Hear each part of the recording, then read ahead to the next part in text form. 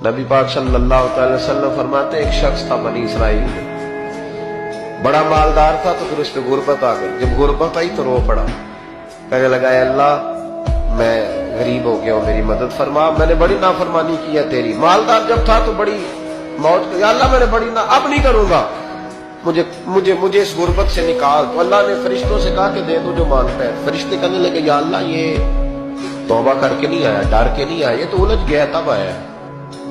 یہ تجھ سے ڈر کے ہوتا ہے نا ایسے کہ لوگ اللہ سے نہیں ڈرتے جتنا غربتوں سے بعد اللہ ڈرتے، یا اللہ یہ تو وہ الجھ گیا تب آیا۔ تو اللہ نے فرمایا پتہ مجھے بھی ہے لیکن آ تو گیا ہے، چلو دے دو۔ تو کہا یا اللہ اگر دے دیا تو دوبارہ نہیں آئے گا۔ فرمایا اس کا بھی مجھے پتا ہے، تم دے دو۔ اسے دے دیا۔ جب دولت مل گئی نا تو کہنے لگا وہ تو میں نے اس طریقہ سے ہی استعمال کیا اس لیے کامیاب ہو گیا۔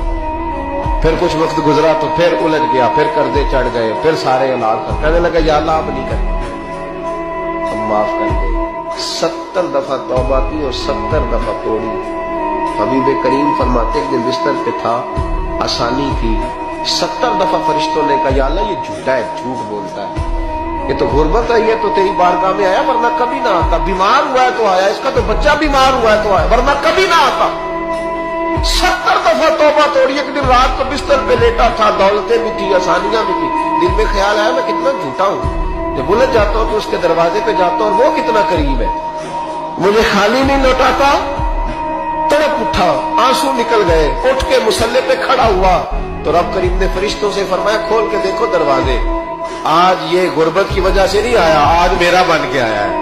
تو یا اللہ پہلے تو دولت دیتا تھا، آج کیا دے گا؟ تو معبود فرماتے اللہ فرماتے ہم نے اسے بغیر حساب کتاب جنت عطا کرو۔